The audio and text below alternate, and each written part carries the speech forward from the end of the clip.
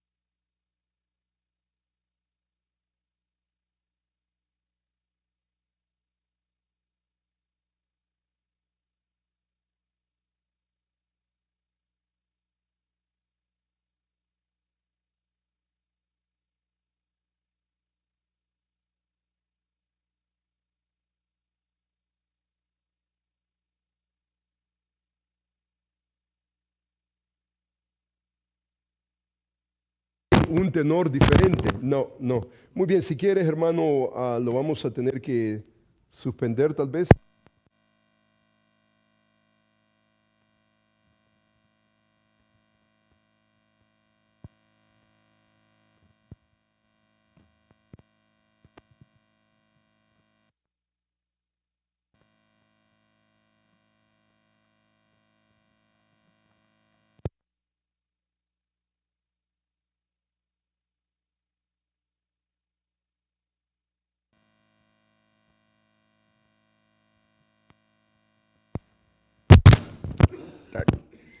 Ok, muy bien. No, no. Sí, 1, 2, 3 probando. No. ¿Será esto?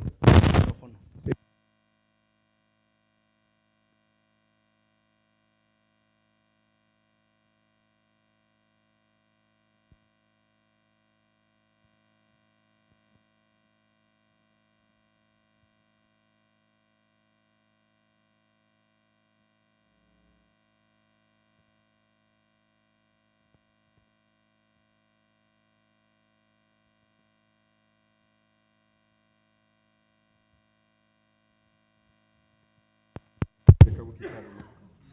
Entonces, vamos a ver si trabaja esto.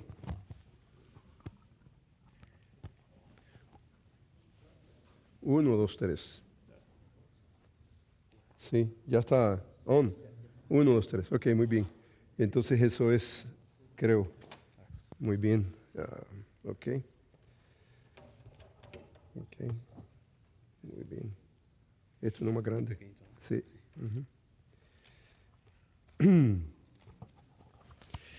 Esta es la tecnología, ¿verdad? Tenemos que depender de ella, no podemos.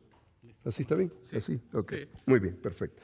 Muy bien. Entonces, hermanos, cuando hablamos de la gratitud, nuevamente pensamos que es un tema leve, un tema que, ¿me entiende?, no tiene mucha relevancia en las escrituras, pero la realidad, hermanos, es que lejos de esa perspectiva de minimizar lo que el agradecimiento es, Como forma de introducción, yo creo que la gratitud no es un tema ligero en las Escrituras, sino que es un asunto teológico rico con gran relevancia.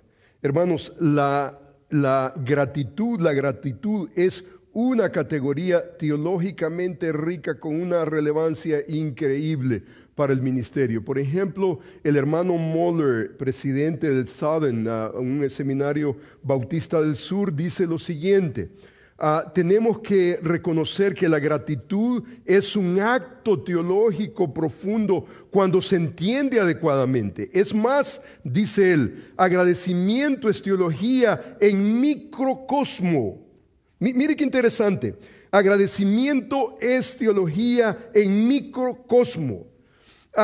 Vienes a entender un completo sistema de teología, un conjunto de doctrinas y creencias con la creencia cristiana de la gratitud, y esto consecuentemente viene a ser una clave para entender lo que verdaderamente creemos de Dios, lo que verdaderamente creemos de nosotros mismos, del mundo que experimentamos. El agradecimiento es uno de los actos teológicos más explícitos que cualquier humano puede contemplar.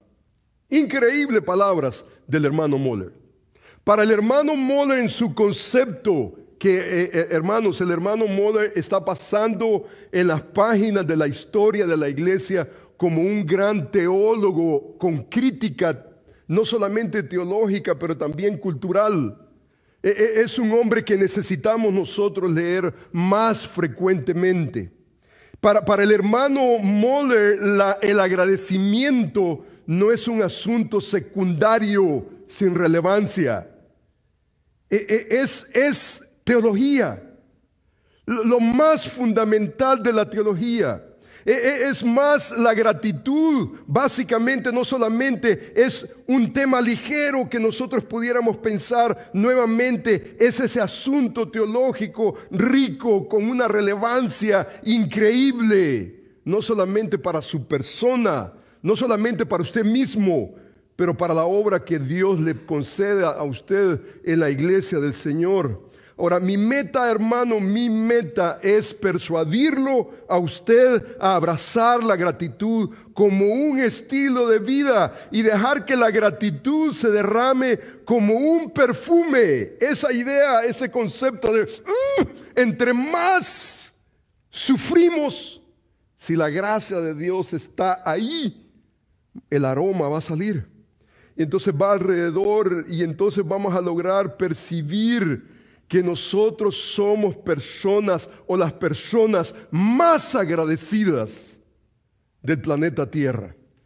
Mi oración es que usted abrace la gratitud en nuevas maneras prácticas y que nosotros podamos dejar un legado de agradecimiento a los que están a nuestro alrededor.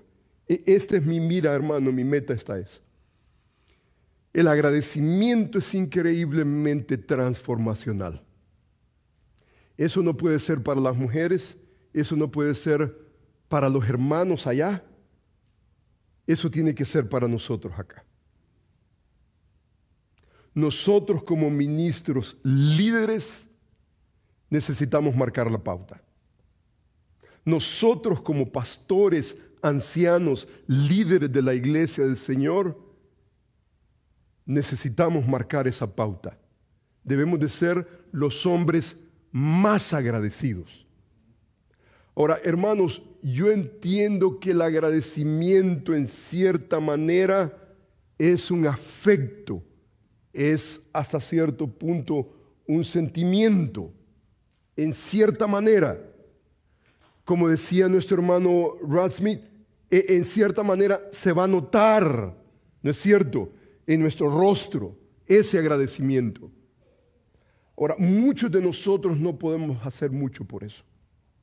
Muchos de nosotros tenemos un rostro severo, lo ve y le da miedo, pero adentro de nuestro corazón necesitamos entender que el agradecimiento es lo que me impulsa, lo que me lleva, lo que me motiva.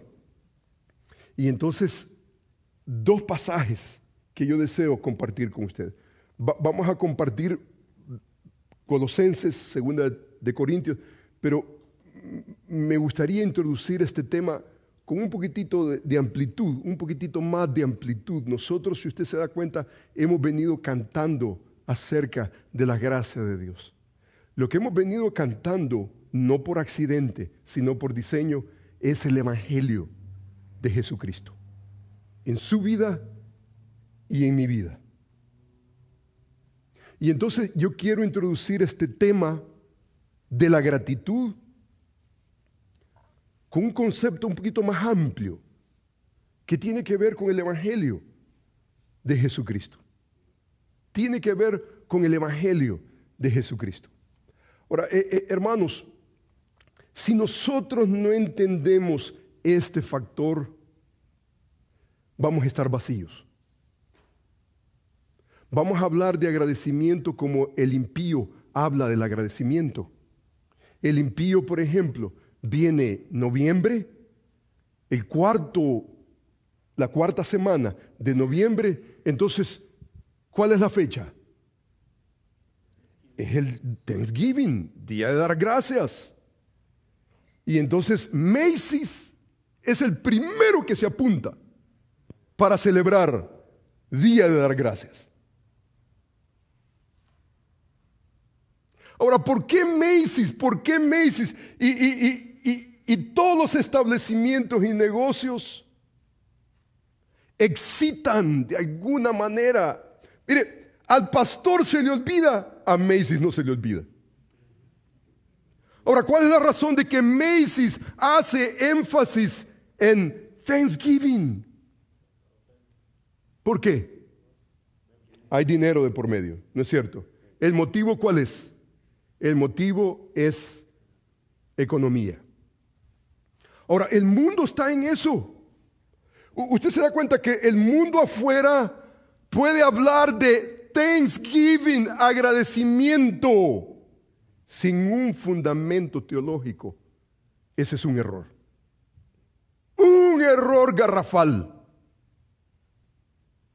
Nosotros no podemos como creyentes, como cristianos, hablar del agradecimiento sin lo que realmente significa el agradecimiento a través de las páginas de la Escritura. Entonces, hermano, vamos a hacer un repaso rápido, veloz, porque mi tiempo es bastante limitado. Me han dado solamente 1 hora y eso no puede ser, pero bueno, vamos a tratar la manera de trabajar ese concepto. Usted se da cuenta que cuando nosotros hablamos de agradecimiento, hablamos de gratitud. Hablamos de gratitud. No podemos nosotros, es un imposible pensar gratitud sin un tema más masivo, sin pensar en quién inventó el concepto de gratitud, que es nuestro Dios. Dios es el que trajo el concepto de gratitud. Nosotros lo leemos en las Escrituras. Y entonces el todo soberano Dios que está en control del cielo y de la tierra es el que nos introduce, es el que nos habla acerca de la importancia de la gratitud. Dad gracias a Dios en todo, porque esta es la voluntad de Dios para vosotros que estáis en Cristo Jesús. O sea que la voluntad de Dios es que nosotros demos gracias a Él, no por todo, sino en todo. Hay cosas por las cuales usted puede decir, dar gracias a Dios por esto, no, pero en esto yo puedo dar gracias a Dios, porque entendemos que hay alguien más grande. Nuestro hermano Rod nos hablaba acerca de la ira de Dios. Usted se da cuenta que la ira de Dios es buena. La venganza es buena en las manos de Dios, pero en sus manos, destrucción.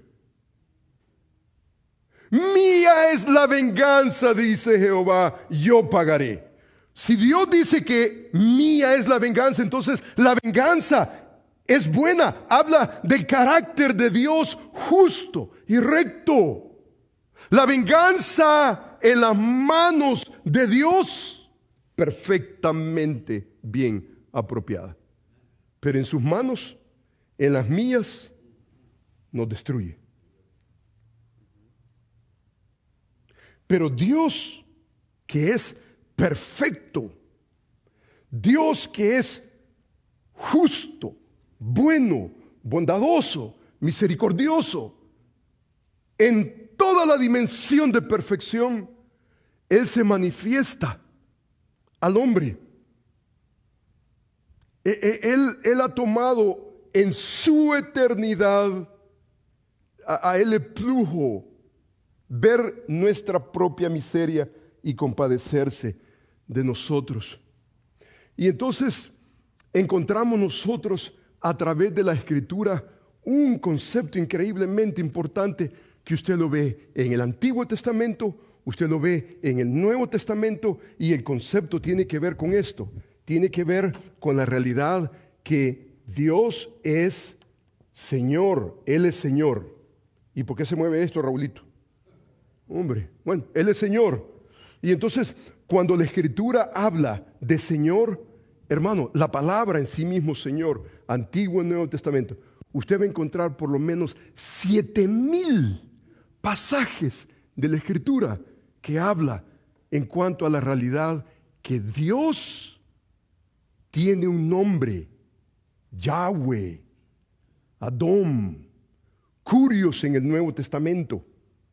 Él es el Señor. Cuando en el Antiguo Testamento usted encuentra ese Yahweh, en el Nuevo Testamento la Septuaginta lo traduce con Curios, el Señor. Es lo que se llama el tetragramatón, 4 letras que tienen que ver con el nombre de Dios. Dios es, por definición, Señor. Él es Señor. Él es Señor de todo. Él es Señor del cielo, de la tierra, de todo creado. Él, quiera usted o no quiera, Él es su Señor. Cuando decimos nosotros, haga a Dios Señor, ¿quién va a ser a Dios Señor? Él es, quiera usted o no quiera. Entonces, cuando usted lee los 7,000 pasajes Antiguo y Nuevo Testamento que tienen que ver con el Señor, y vamos a comenzar, el hermano nos va a comenzar a leer el primer, no vamos a leer 7,000 pasajes de la Escritura, pero hermanos, voy a resumir. Cuando hablamos, hermanos, de el Señor, usted puede ver básicamente, imagínese usted este pay, que tiene que ver con esa representación de lo que el Señor es. Y entonces los grandes teólogos nos ayudan a entender que cuando encontramos en el Antiguo Testamento el concepto de Señor, por ejemplo, encontramos este concepto, no tiene que abrirlo, pero dice la Escritura, yo he seleccionado ciertos pasajes para que usted solamente se dé una idea de lo que me estoy refiriendo. Por ejemplo, dice la Escritura de la siguiente manera, en el libro de los Éxodos dice que respondió Dios a Moisés, yo soy el que soy. Dice que le dice, yo soy el que soy. Dice que añadió, así dirás a los hijos de Israel, yo soy, y yo soy es ese Yahweh. Dice, yo soy, me ha enviado. Dijo además Dios a Moisés, dirás a los hijos de Israel, el Señor Yahweh, el Dios de vuestros padres, el Dios de Abraham, el Dios de Isaac, el Dios de Jacob, que dice, el que me envía, este es mi nombre para siempre. ¿Cuál es el nombre de Dios? Señor. Ahora, usted piensa en esa categoría, Señor, ya hay una relación. Automáticamente hay una relación. Si Él es el Señor, ¿usted quién es? Usted es el súbdito. ¿No es cierto? En el momento que concebimos, Él es el Rey. ¿Y usted quién es? Si Él es el Rey, entonces usted es un súbdito, usted es un ciudadano del reino. Correcto, podrá tener la posición, pero usted no es rey. Cualquier posición que usted pudiera pensar. Si Él es nuestro Padre, nosotros somos sus hijos. Si Él es nuestro pastor, nosotros somos sus ovejas. En relación al concepto, Señor, usted es el siervo. Usted es siervo. Usted y yo necesitamos aprender a vernos como siervos. Somos siervos. A mí, honestamente, le digo, me causa un poquitito de incomodidad cuando alguien me dice a mí, reverendo, tal y tal. Wow, reverendo. Yo tal vez no me sorprendo, digamos, en ciertas situaciones cuando me dicen, por ejemplo, doctor. Doctor, yo fui a la academia y me sudé ahí en la academia. Yo no tengo ningún problema. Pero reverendo, ¿quién se ganó ese título de reverendo? ¿Quién debería de ser reverenciado realmente? Ahora, hermanos, nos gusta que nos digan reverendos. Porque reverendo, wow, ¿verdad? Por lo menos por un ratito nos sentimos inflados. Pero I don't think that's right. Absolutamente. Yo creo que eso no es correcto. Porque de alguna manera u otra necesitamos nosotros vernos en relación no solamente a Dios, pero en relación también a nuestros hermanos que están a nuestro alrededor. Ese no es el vocabulario que la Escritura. En ningún momento usted encuentra en la Escritura que nuestro título, aún como pastores o ancianos o líderes, debería de sugerirse como un reverendo. No, no tenemos tiempo para explicar la historia de ese título enfermizo, detrimental. Absolutamente, no. Pero lo importante que nosotros encontramos en la Escritura es que el Dios todopoderoso que hizo el cielo y la tierra, Él se revela a sí mismo como Señor. Por eso no nos cuesta a nosotros, por ejemplo, entrar en el Nuevo Testamento, y leer, por ejemplo, la Escritura cuando dice, si confesares con tu boca que Jesús es, ¿quién? El Señor. ¿Por qué el Señor? ¿Por qué Jesús como Señor? Si confesares con tu boca que Jesús es, ¿quién? Curios, el Señor. Porque el Señor entra en una relación contigo y tú no eres el reverente. Tú eres el siervo. Uno es el Señor. No nos cuesta a nosotros entrar en el Nuevo Testamento y leer, por ejemplo, dice la Escritura, por tanto os hago saber que nadie, dice, que hable por el Espíritu de Dios llama anatema a Jesús, y dice, y nadie puede llamar a Jesús Señor sino por el Espíritu Santo.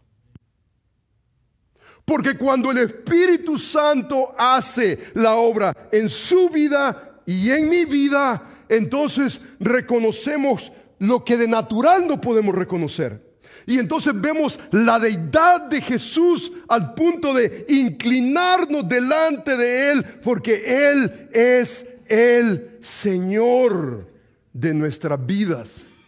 O sea que estamos hablando del señorío de Cristo. Y cuando hablamos de ese señorío, encontramos nosotros tres categorías importantes. El Señor es el que está en control. Él es el que está en control. Él tiene todo el control. Él no le pide permiso a usted, no me pide permiso a mí, no hace un consenso y dice, vamos a ver qué dicen los líderes de Berea o los líderes de... No, absolutamente. Él interviene porque Él tiene control. Ser Señor significa que Él tiene control, pero no solamente eso, usted se da cuenta que Él tiene autoridad. Él tiene autoridad y entonces en la capacidad de control, Él hace y Él interviene y entonces Él no toma consejo. Y podemos entrar Antiguo Nuevo Testamento para entender que Él es Dios absoluto. Cuando hablamos de control estamos hablando de poder. Cuando hablamos de autoridad estamos hablando de derecho. Esto tiene que ver básicamente con el poder de Dios. Él es, ¿qué puse ahí?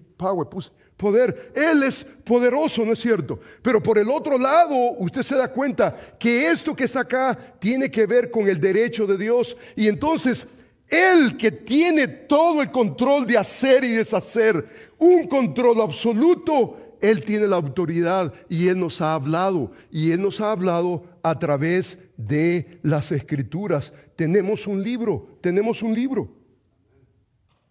Usted se da cuenta que el control, la soberanía de Dios, el señorío de Dios en cuanto a su control, Él lo ejerce. Y lo ejerce Él sin ninguna, Él no le pide permiso absolutamente a nadie. No trae convenciones y dicen, vamos a ver qué es lo que los humanos finitos están pensando y a ver si les conviene esta prerrogativa que yo voy a traer. Absolutamente.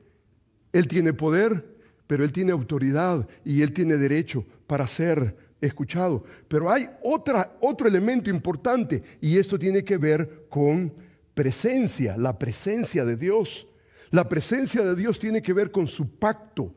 La presencia, yo estaré contigo.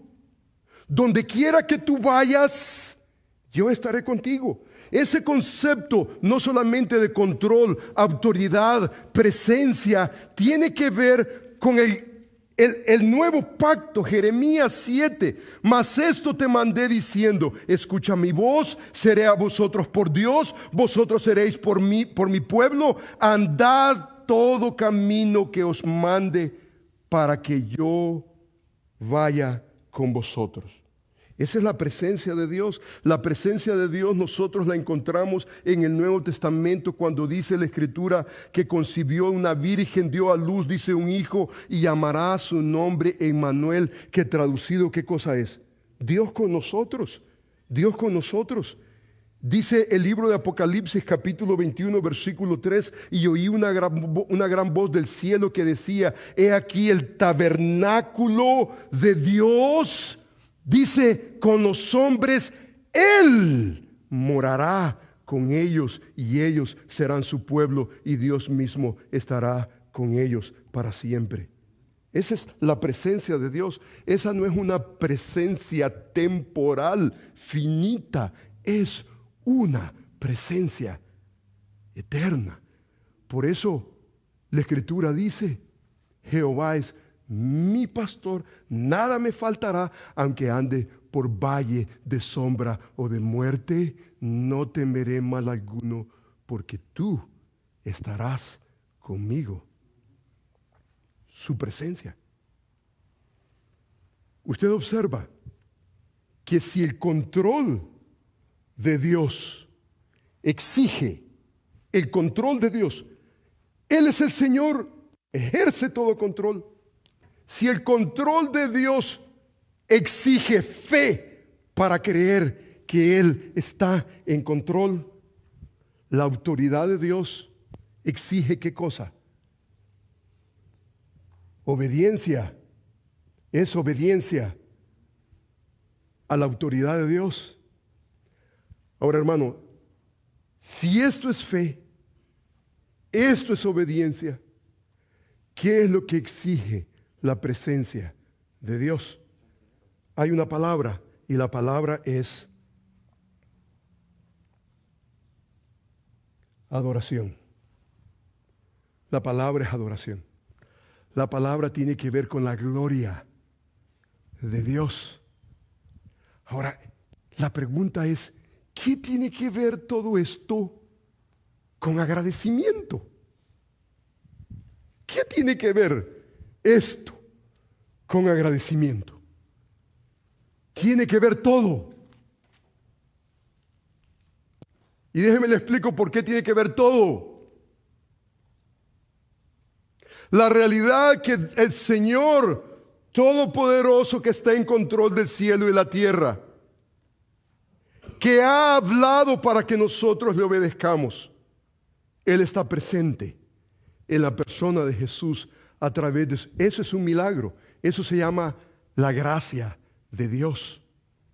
Él no nos abandona. Él no nos deja. Y entonces la pregunta es, ¿qué tiene que ver la gracia de Dios con esto? Comencemos con el primer pasaje. Vea usted el primer pasaje, usted lo tiene ahí en pantalla. Y mire lo que dice este pasaje de la Escritura. Dice, por tanto, de la manera que habéis recibido al Señor Jesucristo, andad en Él. De la manera que habéis recibido al Señor Jesucristo. El Señor no es un accidente. Este vocabulario no es un accidente. ¿Quién es Jesucristo? Es el Señor de su vida. No es el Salvador, aunque Él lo salva. No es su amigo, aunque Él es su amigo. Pero ¿sabe cuál es la categoría principal? Él es el Señor.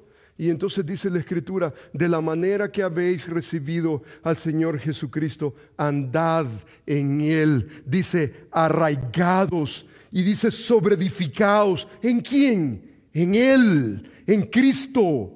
A los creyentes les está diciendo. A los creyentes. Ahora, hermano, déjeme le sugiero, por lo menos por un momento, nosotros, de alguna manera, Dios nos ha llamado al ministerio. De alguna manera tenemos responsabilidad ministerial, que tal vez otros hermanos en la iglesia no la tienen. Pero hermano, eso no es una excusa para dejar de ser ovejas.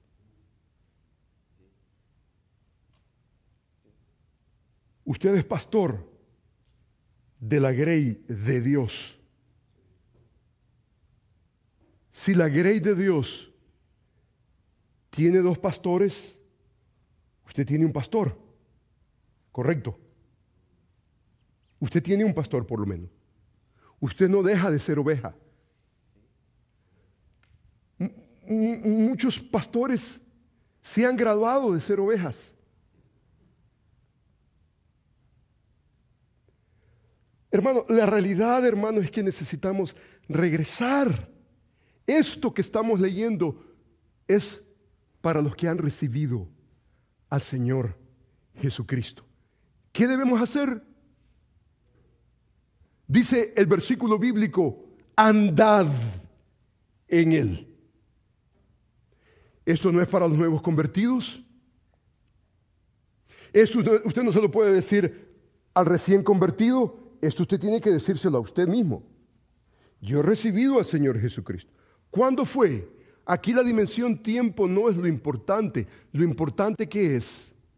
Lo importante es que yo tengo que andar en Él, arraigado y sobreedificado. ¿En quién? En Él. Dice la Escritura, dice, y confirmados, dice, en la fe. Esta es nuestra fe. Esta es nuestra fe que tiene que ver en esa expresión, en Él, confirmados en la fe, así como habéis sido enseñados. ¿Abundando en qué? En acciones de gracias. Usted se da cuenta que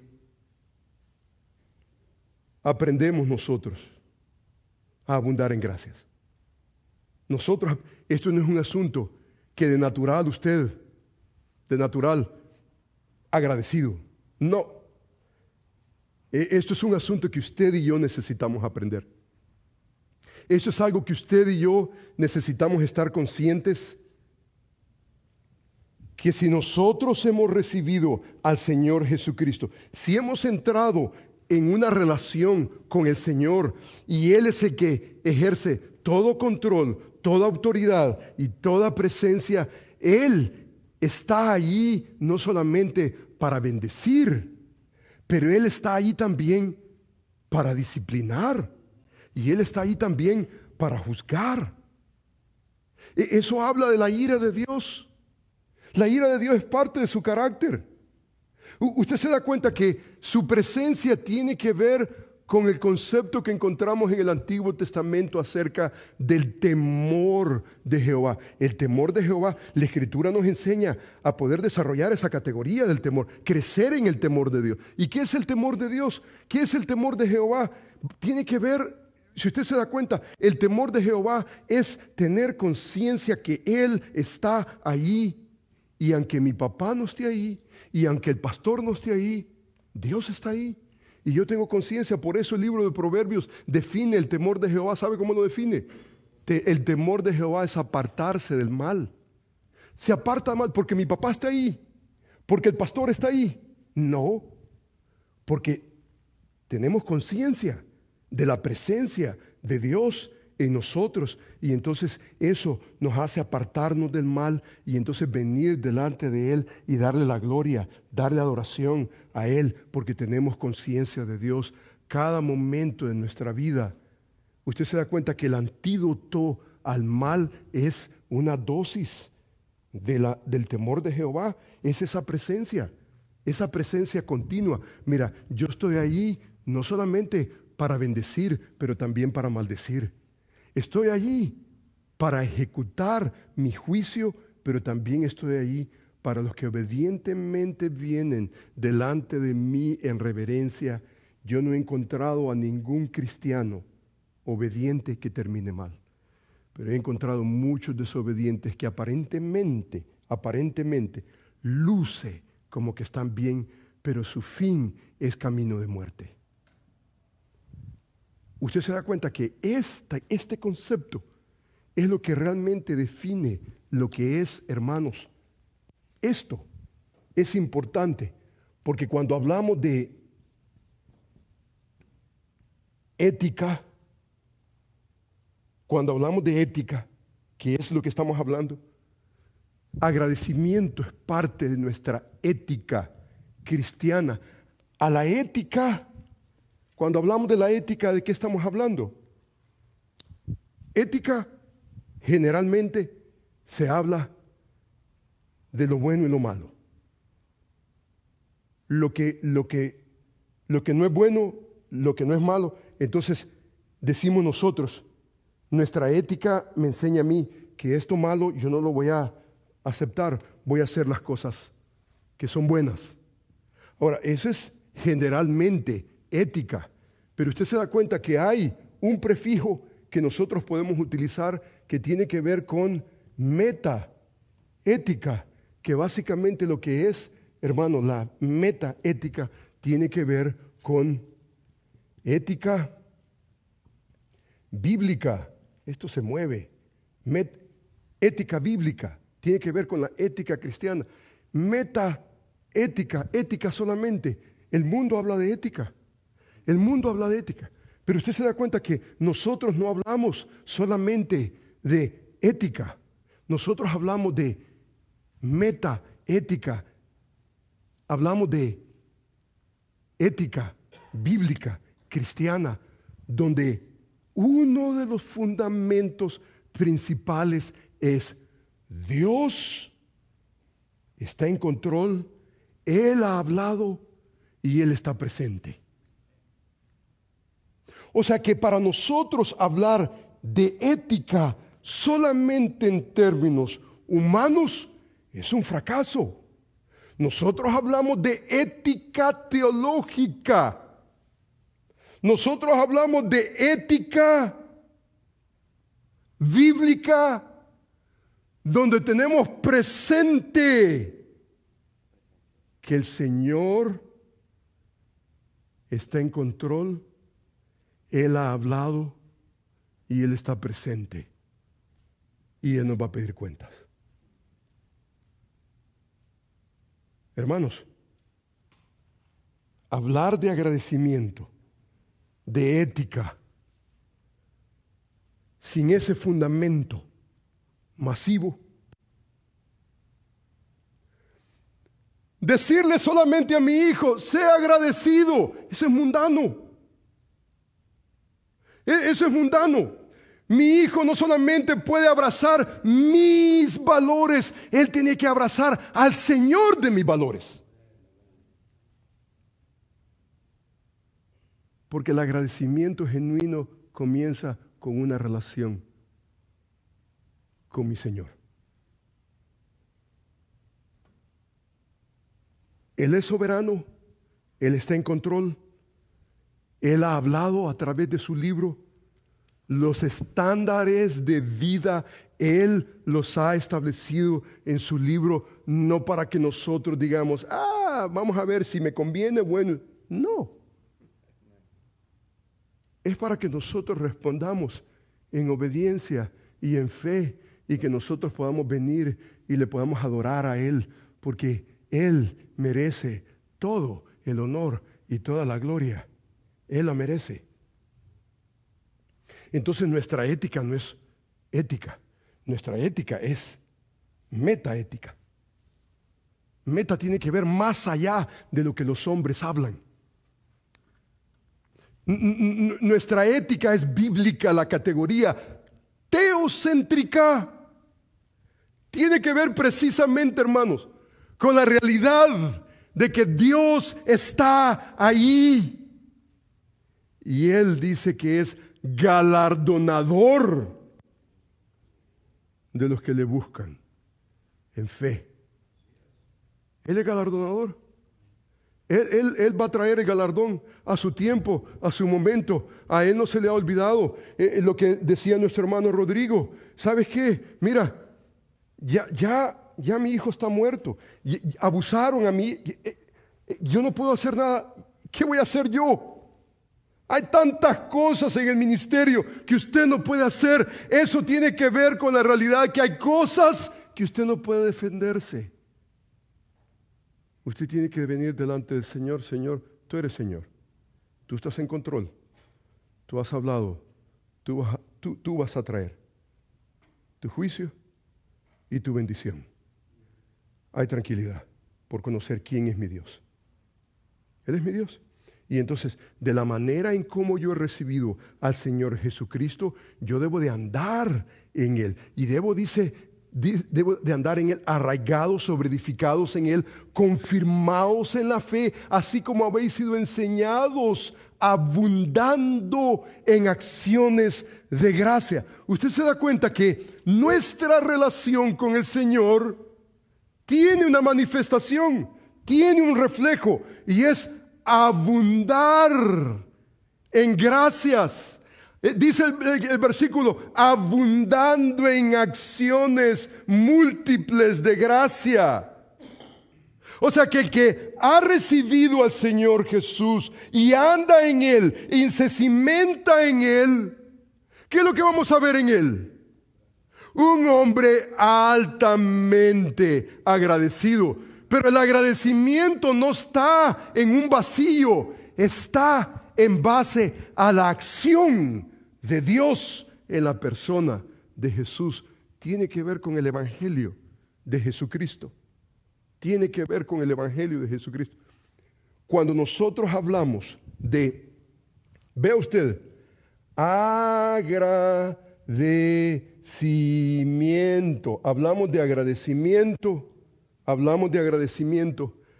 Cuando hablamos de agradecimiento, hermano, estamos hablando de el Evangelio de Jesucristo, la acción de Dios a través de la persona de Jesús. Esto es Evangelio.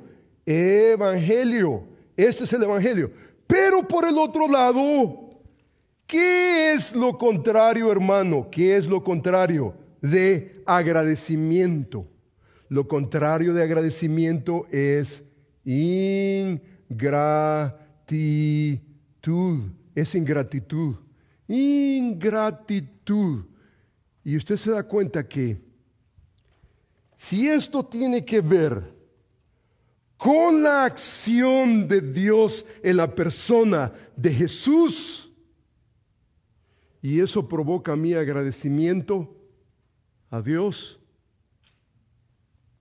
Entonces, la ingratitud tiene que ver, ¿y tiene que ver con qué? Tiene que ver con el pecado. Ahora, hermano, esto yo no me lo he inventado.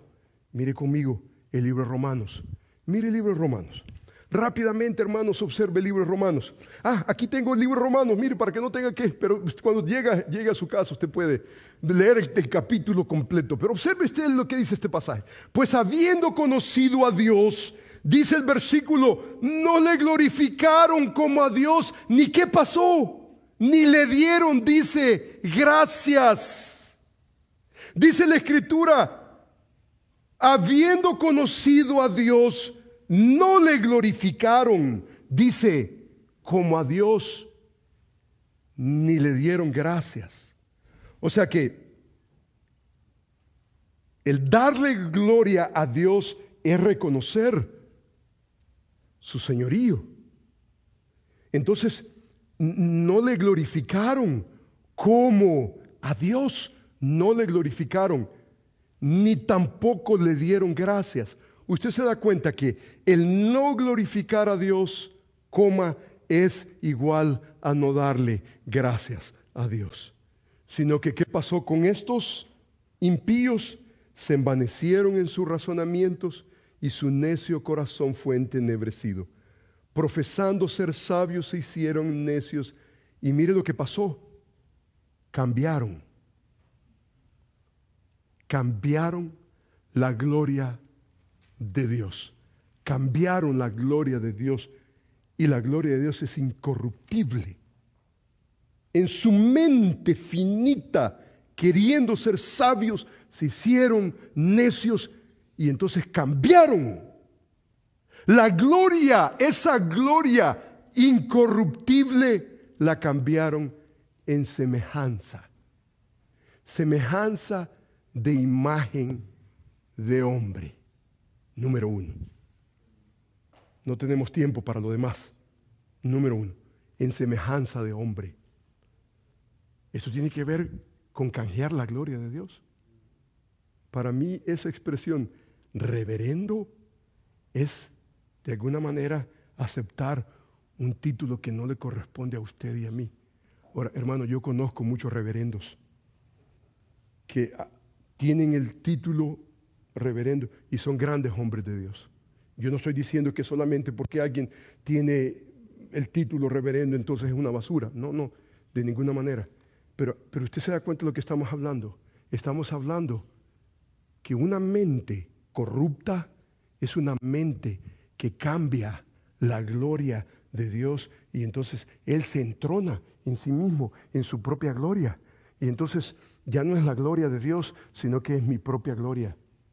Ahora, hermanos lindos, esto no está lejos de la realidad de lo que es el pecado original, el pecado capital, ese pecado que tiene que ver con ingratitud. ¿Se recuerda el libro de Génesis? En el libro de Génesis encontramos este pasaje de la Escritura. Mire lo que dice. Pero la serpiente era astuta más que todos los animales del campo que Jehová había hecho, la cual dijo a la mujer, con que Dios ha dicho, no comáis de todo árbol del huerto. La mujer respondió a la serpiente, del fruto de los árboles del huerto podemos comer, pero del fruto del árbol que está en medio del huerto, dijo Dios, no comeráis de él, ni lo tocaréis, dice, para que no muráis. Entonces la serpiente dijo a la mujer, no moriráis, no moriréis, sino que sabe Dios que el día que comáis de él serán abiertos vuestros ojos y seréis como ¿quién? Como Dios. Dios. ¿Eso qué cosa es? Cambiar la gloria del Dios incorruptible en imagen de hombre corruptible. Esto es masivo. Porque ¿qué es lo que es ingratitud? Tiene que ver con el pecado del hombre. Nuestro pecado nos impulsa y nos motiva a entronarnos nosotros mismos. Y entonces, ¿qué hizo Eva? Lo que Dios dijo, no. Yo creo que ahí hay desobediencia. Pero ¿qué está atrás de la desobediencia? Seréis como Dios.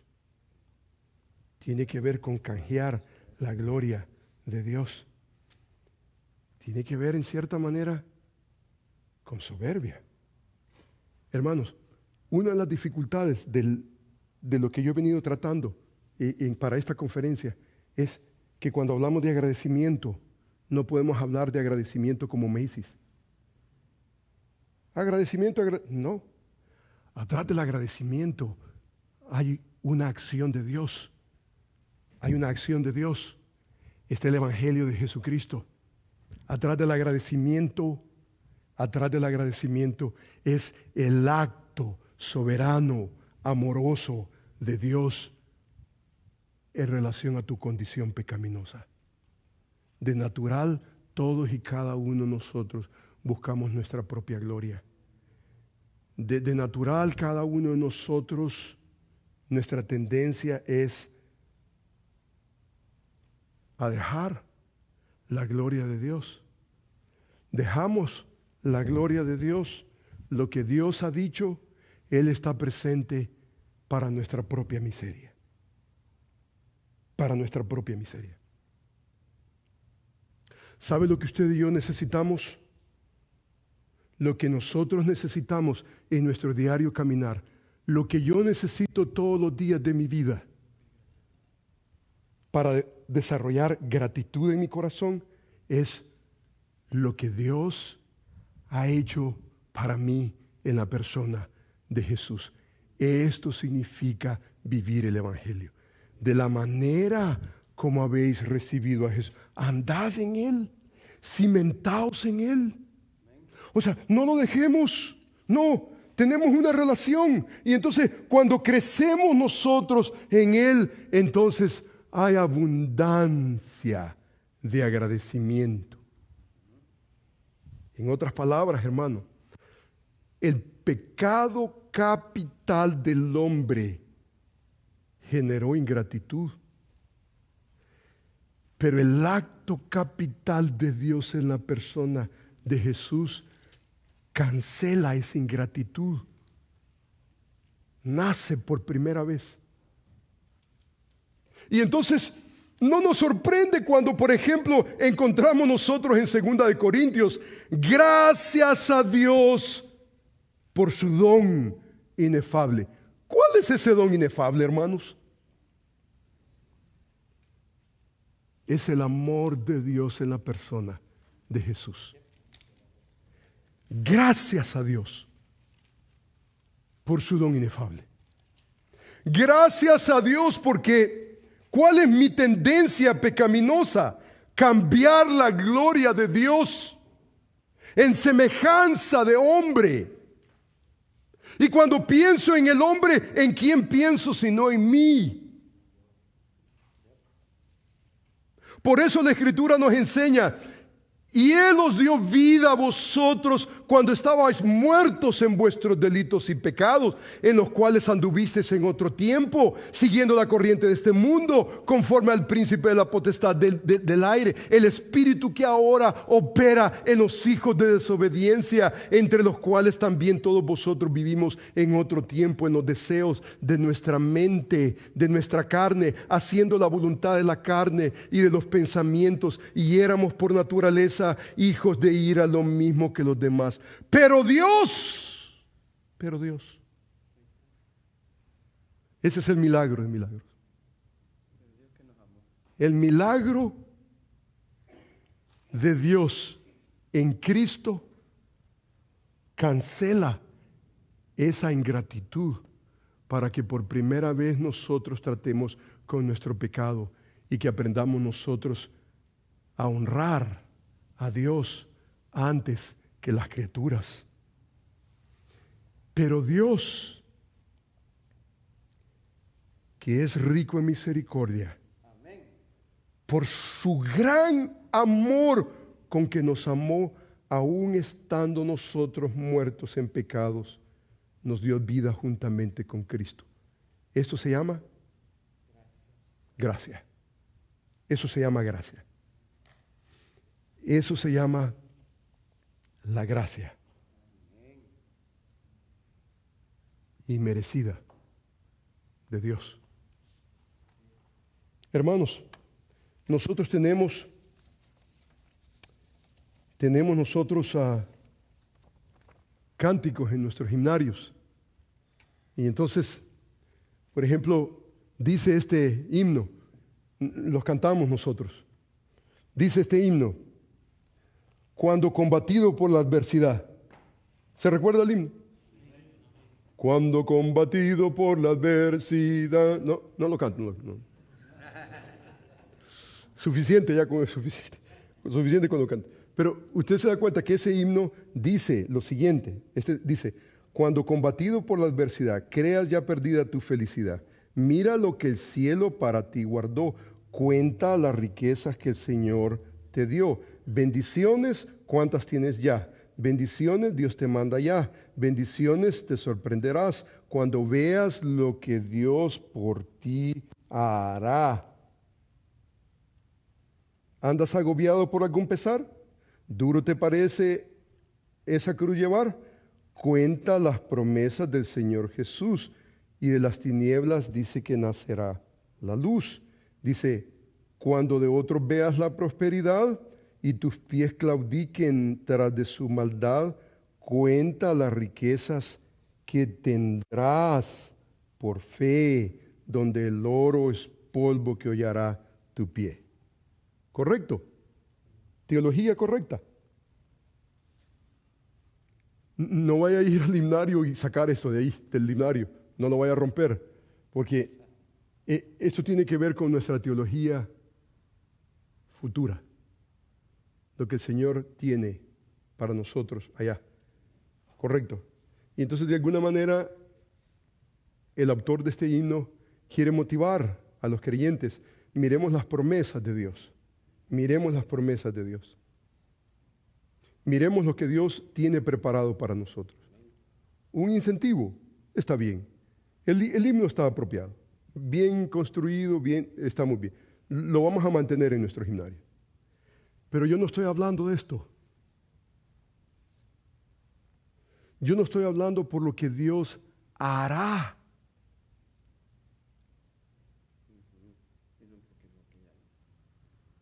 Yo estoy hablando por lo que Dios ya hizo.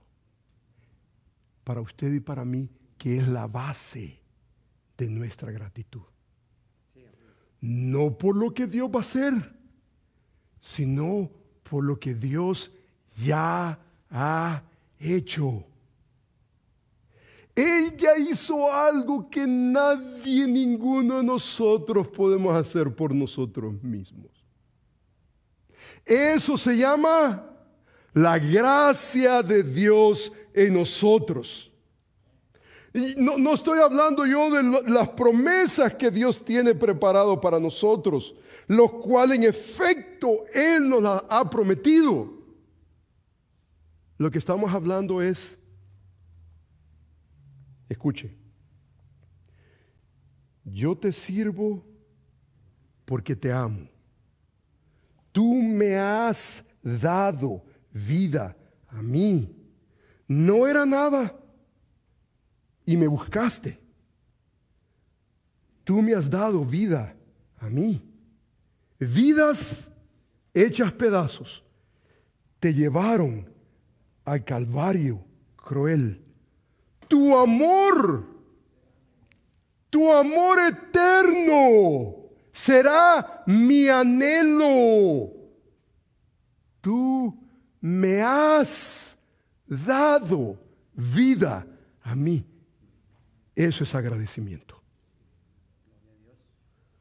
Usted y yo necesitamos predicarnos el Evangelio de Jesucristo todos los días de nuestra vida, especialmente cuando vemos situaciones en nuestra vida que simplemente no calzan. Situaciones en nuestra vida que, wow, esto no tiene sentido. Usted y yo tenemos que predicarnos el Evangelio de Jesucristo. Tenemos que recordar estas palabras. Este es un soneto que se llama Al Cristo Crucificado. Y este soneto dice de la siguiente manera: no me mueve Dios para quererte el cielo que me tienes prometido, ni me mueve el infierno tan temido para dejar por eso de ofenderte. Tú me mueves, Señor, muéveme el verte clavado en una cruz y encarnecido. Muéveme ver tu cuerpo tan herido. Muéveme ver tus afrentas y tu muerte. Muéveme, en fin, tu amor, y de tal manera que aunque no hubiera cielo, yo te amaría, y aunque no hubiera infierno, yo te temería. No me tienes que dar porque te quiera, porque aunque lo que espero no esperara, lo mismo que te quiero, te quisiera. Ese es el Evangelio de Jesucristo. Usted me pregunta a mí, hermano, en mis 30 años de ministerio, ¿qué es lo que me ha sostenido? Predicarme a mí mismo el Evangelio de Jesucristo. Sencillamente. Tengo 4 minutos, hermano. Solamente 4 minutos. Para compartir mi pasaje que conecta una triada. Es una triada. Esta es una triada. Conecta.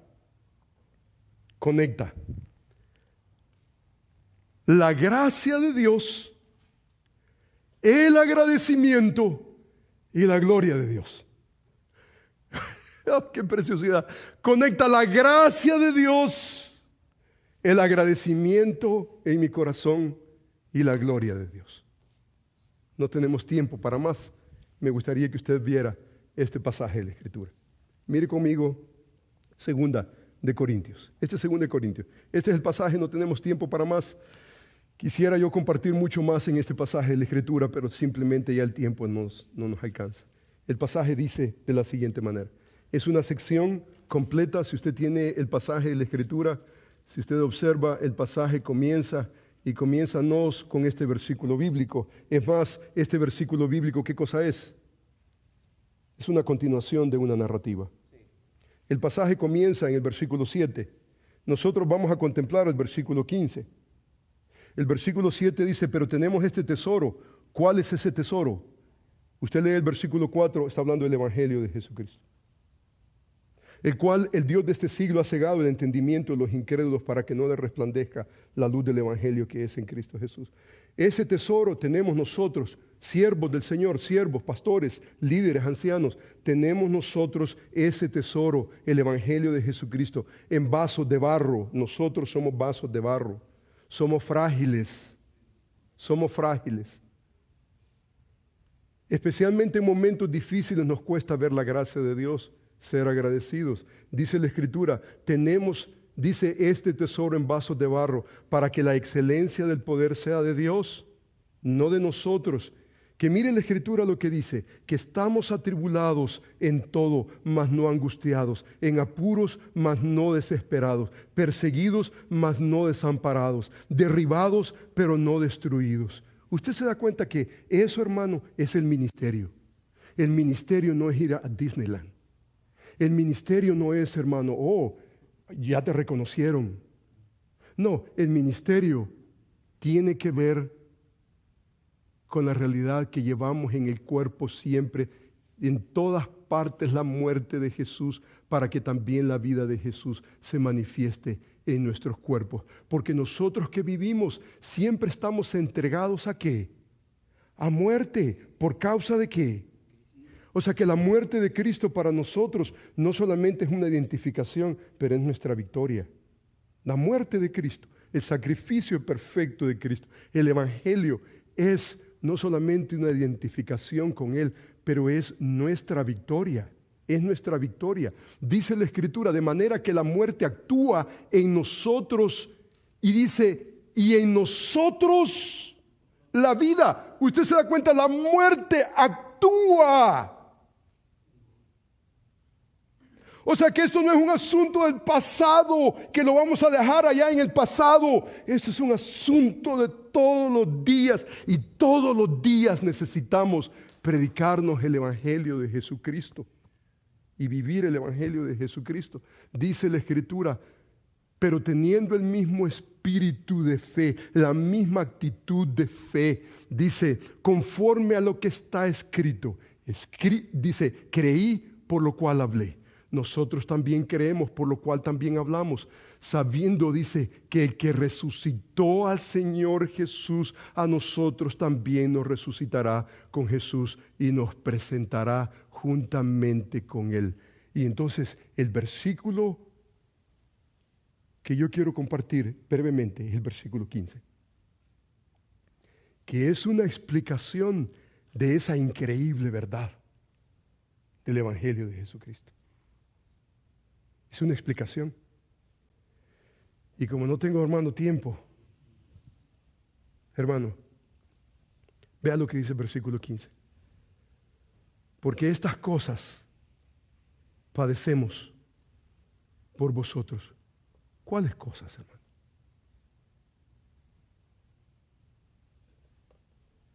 Tiene que ver con la realidad que estamos atribulados, mas no angustiados, en apuros, mas no desesperados, perseguidos, mas no desamparados, derribados, mas no destruidos en el ministerio, proclamando el Evangelio de Jesucristo. Dice el versículo bíblico, porque estas cosas padecemos. ¿Por qué? Por amor a vosotros. Para que abundando por medio de muchos, la acción de gracia sobreabunde para gloria de Dios. Hermano, este pasaje bíblico de toda la sección que leímos es el pasaje más difícil, el pasaje más difícil de traducir, el pasaje más difícil. Para comenzar, la palabra, por ejemplo, padecer no está ahí en el original, la palabra amor no está ahí en el original. La estructura es bastante compleja.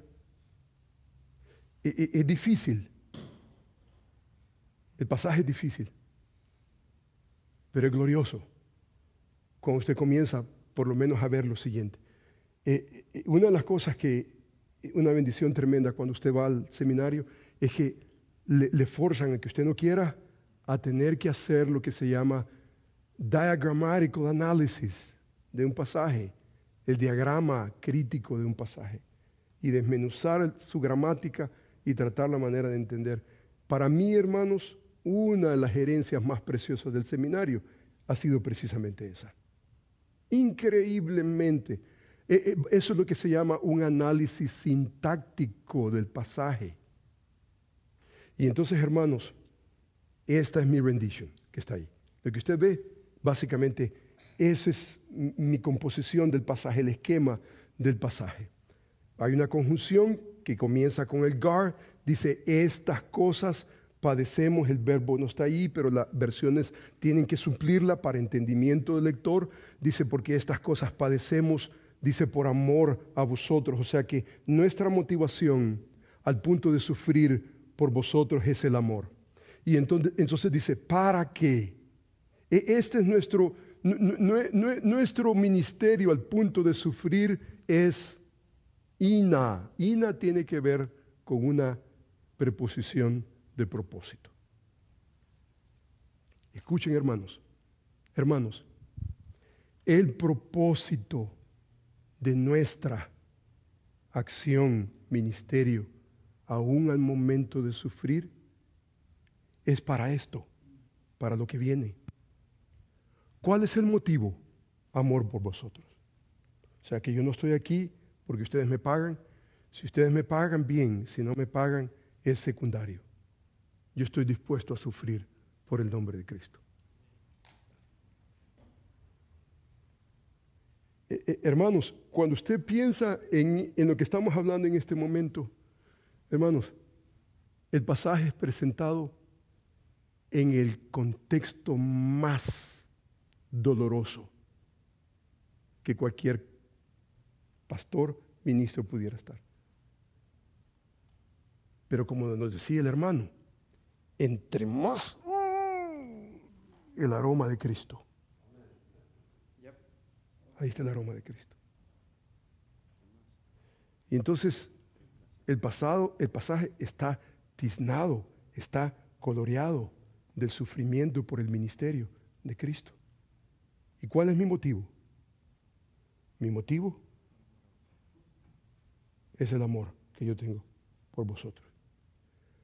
Pero algo ocurre cuando estamos dispuestos a sufrir por los hermanos, por el amor que tenemos para los hermanos. Cuando Dios nos ama a nosotros, entonces nosotros amamos su palabra y entonces amamos al pueblo de Dios. Es casi inevitable. El que no ha sufrido esa progresión, le falta en el ministerio todavía. Pero entonces dice el pasaje bíblico, dice, porque estas cosas padecemos, este sufrimiento por amor a vosotros. Y dice, para que la gracia sobreabunde. Sobreabunde es el subjuntivo, el verbo principal.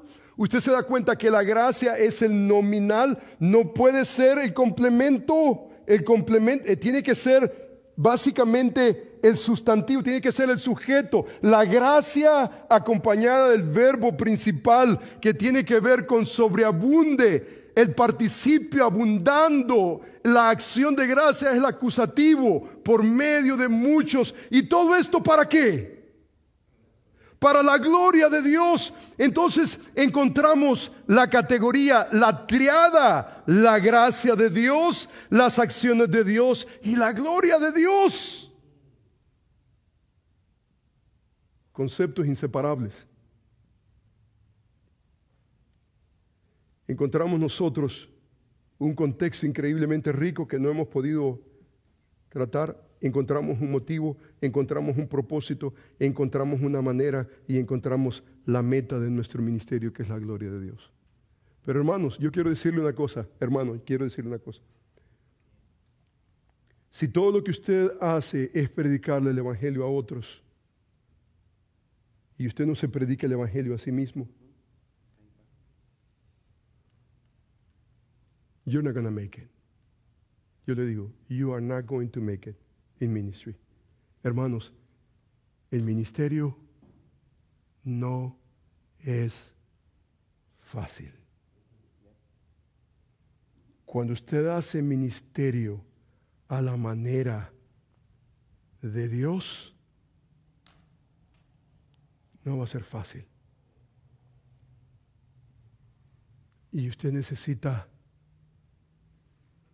todos los recursos imaginables. Y hay un recurso, mega recurso. Dios nos ha amado con amor eterno. Esa es la base de nuestro ministerio, la gracia de Dios. Pero nosotros queremos darle gloria a Dios. Hay una manera.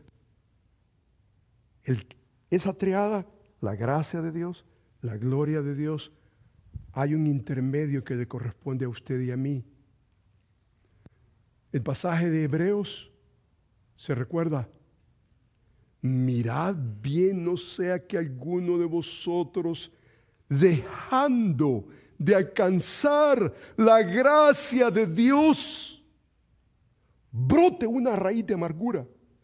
Y usted se da cuenta, cuando hay amargura, esa raíz de amargura dice que contamina a otros. Y se recuerda el siguiente versículo 16. Mire el versículo 16. Este es el fracaso de muchos cuando no están creciendo en la gracia de Dios. Mire conmigo el pasaje bíblico, un pasaje increíblemente importantísimo, hermanos, que no quiero dejar, hermanos, en este momento. Termino básicamente con esto. Mire conmigo, regresando, hermanos, a lo que nuestro hermano Rodrigo compartía. hace unos momentos. Dice, mirad bien, no sea que alguno deje de alcanzar, ¿qué cosa? La gracia de Dios, que brotando una raíz de amargura os estorbe. Y dice el versículo, y por ellos muchos sean contaminados, punto y coma. La idea no termina en que usted ha sido afectado por la raíz de amargura. La raíz de amargura no es la expresión de la gracia de Dios. El agradecimiento es el eco de la gracia de Dios en su corazón. Pero cuando hay amargura, continúa un punto y coma. ¿Y sabe cuál es el punto y coma que usted ve izquierda, derecha en Pastores? Mire conmigo el versículo 16. No sea que haya algún fornicario. Un fornicario. La Reina Valera dice profano, en inglés dice godless. La amargura, la raíz de amargura lo va a llevar a usted. Es un cáncer que se lo va a tragar vivo. No se va a quedar solamente con un simple ingratitud. Fornicario, profano al punto de vender su primogenitura. Esaú no tuvo conciencia de las cosas espirituales. ¿Qué me importa si dejo el ministerio por la secretaria? La pregunta es dónde comenzó todo. No creció en la gracia de Dios. Hermano, incline su rostro. Este es serio. Incline su rostro y venga delante del Señor. Dígale al Señor en este momento: Señor, dame una dosis de tu gracia. Señor, enséñame a predicarme a mí mismo todos los días de mi vida el Evangelio de Jesucristo. El Evangelio de Jesucristo no es solamente la entrada al reino. El Evangelio de Jesucristo tiene que ver con la realidad de todos los días de mi vida.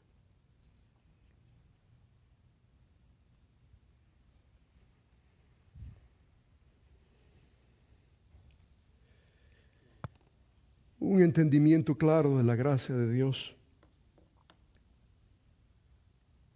de su favor inmerecido, siempre provoca una vida de gratitud y una vida de obediencia. Señor, deseamos más el Evangelio de Jesucristo, más y más.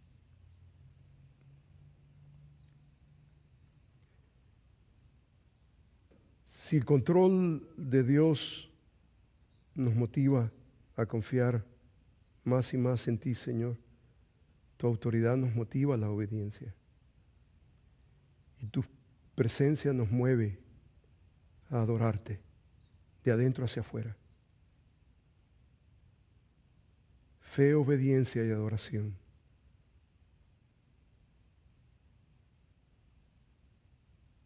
Una vida dependiente, constante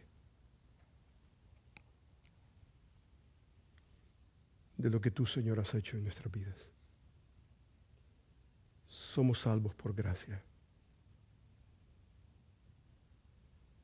Y esa gracia se derrama en gratitud para la gloria y la honra de nuestro Dios.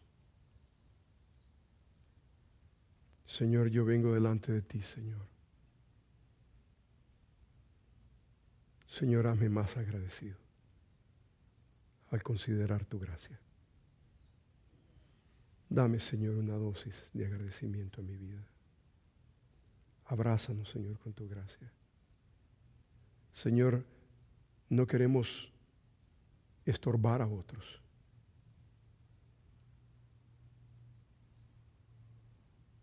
Por la amargura en nuestros corazones. No queremos dejar de alcanzar la gracia de Dios. La necesitamos todos los días de nuestra vida. Para nosotros gratitud no es Macy's, no es mercadotecnia. Para nosotros gratitud es el eco de tu gracia. que así como la amargura estorba a otros, la gracia, el agradecimiento es un perfume contagioso. Señor, obra en nuestros corazones, en nuestras iglesias, en nuestros ministerios. Señor, manifiéstate. Todo para el honor y la gloria tuya. Te bendecimos. Te damos gracias en Cristo Jesús. Amén.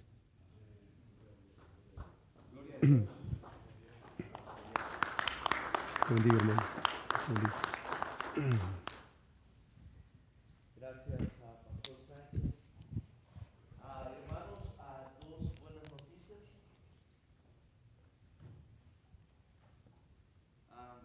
Número uno, es la hora de ¿verdad? Y número dos, nuestro hermano Mauricio ya está con nosotros. Amén.